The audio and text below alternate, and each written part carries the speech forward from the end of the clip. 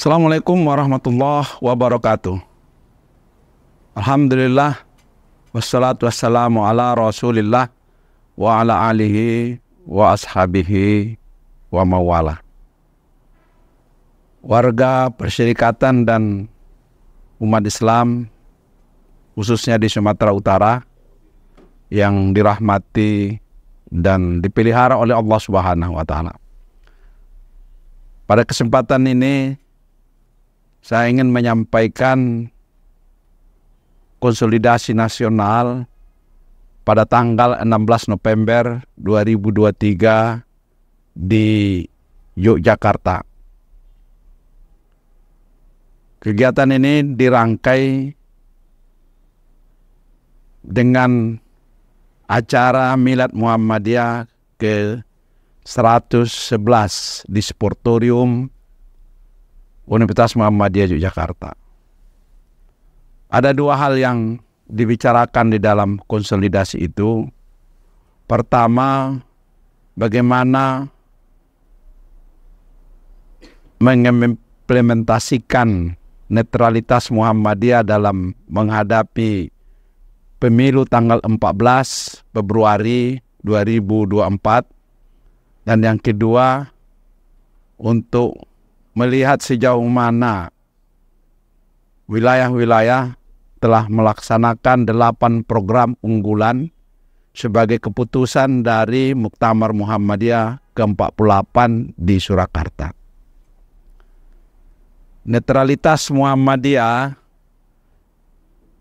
para warga persyarikatan yang saya hormati, itu artinya bukan Muhammadiyah netral, tidak berbuat dalam pemilu ini, tetapi Muhammadiyah netral, tidak secara langsung mendukung partai, mendukung program-program baik calon legislatif maupun calon presiden. Netralisasi ini artinya aktif memberikan suaranya pada tanggal 14, malah dianjurkan untuk datang lebih awal. Karena yang akan dipilih ini adalah 5 di DPR 3, DPD 1, dan calon presiden 1.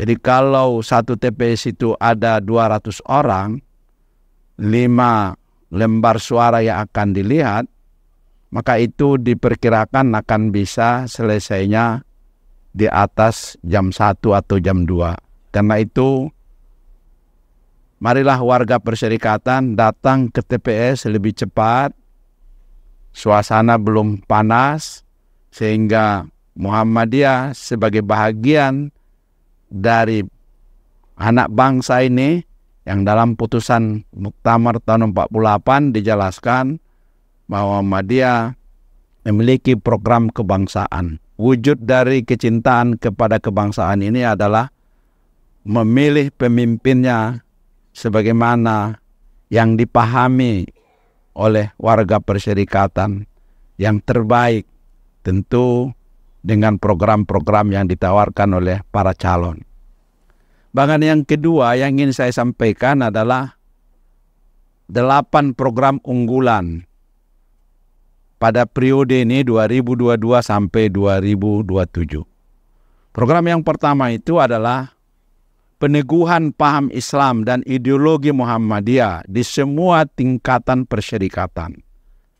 Demikian juga majelis, ortom, dan lembaga-lembaga serta amal usaha Muhammadiyah. Kita semua tahu bahwa persyarikatan yang kita cintai ini didasarkan kepada Al-Quran dan Sunnah. Karena itu, Al-Quran dan Sunnah harus menginspirasi semua paham keagamaan kita. Al-Quran dan Sunnah bukanlah ideologi, tapi menjadi landasan ideologi. Ideologi itu adalah sesuatu yang dipahami,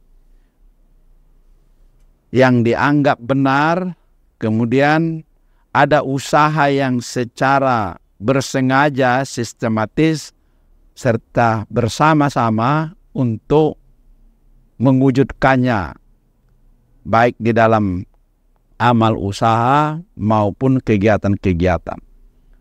Karena itu, mari kita secara bersama-sama mengimplementasikan keagamaan kita selain untuk pribadi, tapi juga secara bersama yang membawa maslahat kepada kehidupan yang lebih luas, keluarga, masyarakat, bahkan kehidupan bangsa ini. Mungkin persoalan yang perlu disampaikan dan disoroti persoalan keluarga. Keluarga Islami yang bisa kita baca di dalam pedoman hidup Islami warga Muhammadiyah. Karena awal dari suatu perbaikan moral, peningkatan kualitas, dan kondisivitas yang sangat baik dalam kehidupan bersama, tentu pembinaannya diawali dengan keluarga. Yang kedua adalah penguatan penyebarluasan risalah Islam berkemajuan. Muhammadiyah sudah berkomitmen menjadi organisasi yang berkemajuan. Tidak mungkin berkemajuan kalau tidak terus-menerus membenahi diri dan meningkatkan kapasitas terutama di dalam keilmuan. Dan terus berkhidmat, mengabdi kepada kepentingan-kepentingan keumatan, kemanusiaan, dan kebangsaan. Risalah Islam berkemajuan ini, sebagaimana diinstruksikan oleh pimpinan pusat, harus dijelaskan secara hierarkis dari pusat, kemudian wilayah, daerah, demikian juga cabang sampai kepada semua warga, memahami apa yang dimaksud dengan Islam berkemajuan itu. Islam yang dinamis, Islam yang progresif. Tidak boleh kemudian dipahami bahwa Islam itu sesuatu yang jumud, yang statis, tapi harus membawa kepada perubahan dan peningkatan. Jika diperlukan, maka pimpinan perserikatan harus memberi waktu yang lebih besar kepada cabang, supaya secara bersama-sama membicarakan buku atau risalah Islam berkemajuan ini. Yang ketiga, memperkuat dan memperluas basis umat di akar rumput.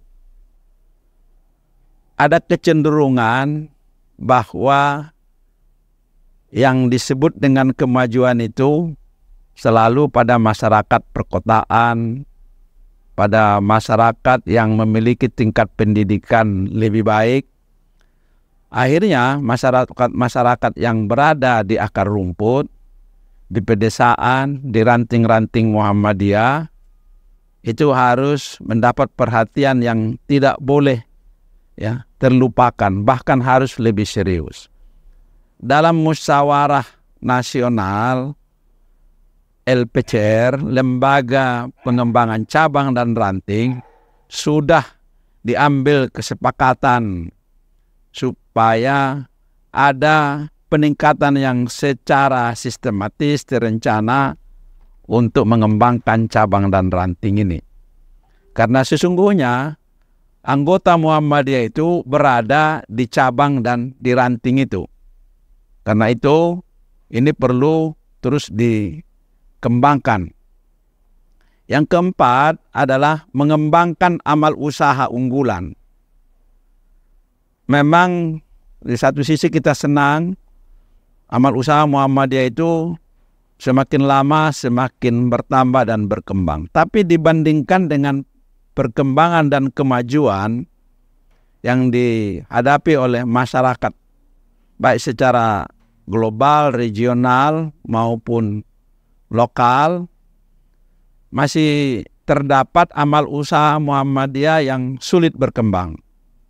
Karena itu ini harus ditangani secara bersama-sama, tidak hanya oleh majelis yang berkaitan dengan amal usaha itu, tapi juga oleh pimpinan-pimpinan perserikatan di tingkat wilayah, daerah, kemudian cabang dan juga ranting. kalau kita bersinergi atau bekerja sama dalam upaya memajukan amal usaha ini, sehingga orang pun memberi kepercayaan yang besar kepada perserikatan yang kita cintai ini. Yang kelima adalah mengintensifkan dan memperluas dakwah di kalangan generasi milenial, generasi Y, generasi Z, dan generasi Alpha dalam usaha menanamkan nilai-nilai keagamaan, moral, etika, serta berorientasi kepada sosial dalam kehidupan keumatan. Kita tahu saat ini sangat banyak hal-hal yang bisa mempengaruhi orang dengan kemajuan teknologi informasi dan komunikasi. Karena itu, masyarakat yang mulai bersahabat dekat dengan kemajuan teknologi ini harus mampu digunakan terutama oleh perserikatan kita, mereka-mereka yang bergerak di bidang dakwah tersebut. Jadi mengintensifkan dan memperluas dakwah di kalangan terutama generasi milenial yang mereka sekarang semakin sedikit jumlahnya datang ke masjid, tapi mereka harus menjadi sasaran dakwah karena mereka lah yang akan melanjutkan perserikatan ini dan mereka lah yang menentukan keberadaan Islam dan bangsa ini ke depan. Yang keenam yang ingin saya sampaikan adalah reformasi kaderisasi. Ya, kita tahu bahwa Muhammadiyah ini memang sudah berusia 111 tahun. Dan harapan orang kepada Muhammadiyah semakin lama semakin besar. Karena itu, maka keberadaan Muhammadiyah ke depan sangat ditentukan oleh kaderisasi. Karena itu, semua level struktural kepemimpinan di Muhammadiyah harus secara benar-benar memperhatikan, melakukan kegiatan-kegiatan yang berorientasi pada peningkatan kaderisasi ini.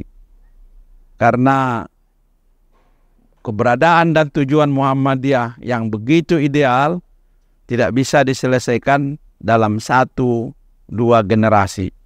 Maka harus secara berencana bagaimana melakukan reformasi terhadap kaderisasi sehingga mereka memang orang-orang yang betul-betul bisa kita harapkan dan ke depan keberadaan Muhammadiyah semakin besar memberi kemaslahatan pada perkembangan keumatan, kemanusiaan, dan kebangsaan. Yang ketujuh, reformasi organisasi.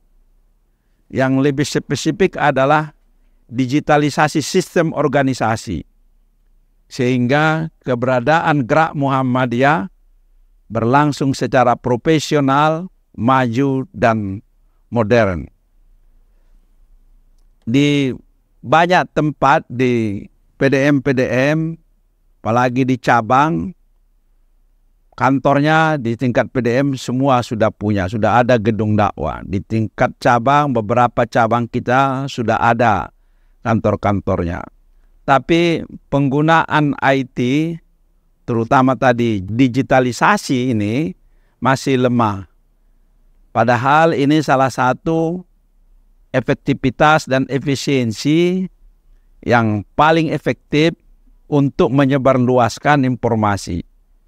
Sehingga tidak didengar lagi ada informasi yang sangat penting, baik informasi bersifat organisasi maupun informasi yang bersifat keagamaan serta perkembangan-perkembangan ekonomi, demikian juga persoalan-persoalan yang sering diperbincangkan orang mengenai politik bisa dimanfaatkan melalui digitalisasi ini.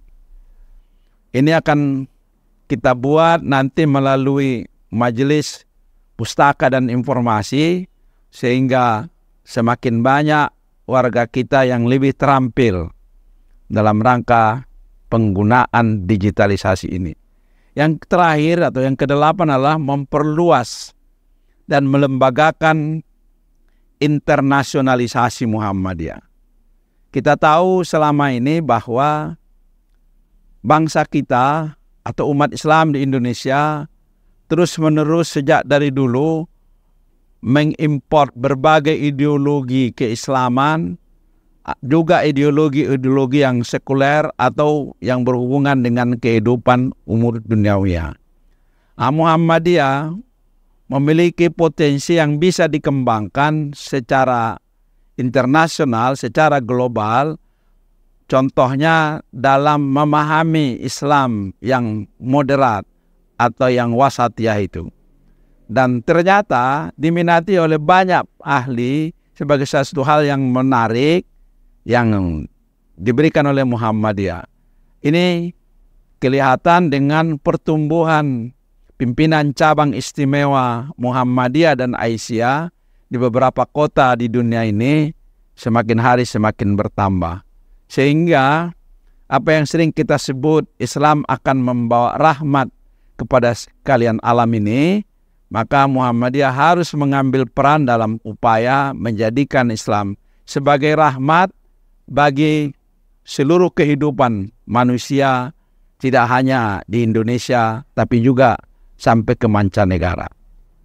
Tentu saja yang kedelapan ini yang paling banyak berperan adalah pimpinan pusat. Tapi mungkin ada beberapa kader Muhammadiyah yang bisa melakukan hal-hal yang seperti ini, bisa dilakukan melalui jaringan kelompoknya atau melalui pribadi-pribadi yang punya koneksitas dengan berbagai kelembagaan maupun perorangan di luar negeri. Sehingga apa yang dirumuskan Muhammadiyah mengenai bagaimana paham berkemajuan itu semakin membawa manfaat yang lebih besar tidak hanya pada bangsa kita. Karena kita tahu keberadaan dunia saat ini sangat ditentukan oleh banyak faktor. Dan salah satu faktor itu tidak selalu faktor dari kita tapi juga karena kondisi-kondisi yang datang dari luar. Karena itu Muhammadiyah ingin berbuat seperti juga ya mungkin bangsa yang ingin melakukan berbagai hal yang sifatnya kemanusiaan secara menyeluruh. Ini yang bisa saya sampaikan dari konsolidasi nasional. Mudah-mudahan ini menjadi perhatian kita bersama dan mengingatkan kita terutama para pemegang amanah perserikatan untuk terus berbuat dan memberikan yang terbaik sebagai ibadah kita, takarrub kita kepada Allah Subhanahu wa taala. Semoga yang kita laksanakan ini terus diberkahi Allah dan diridhoinya hingga Muhammadiyah betul-betul menjadi perserikatan yang membawa rahmat kepada sekalian alam.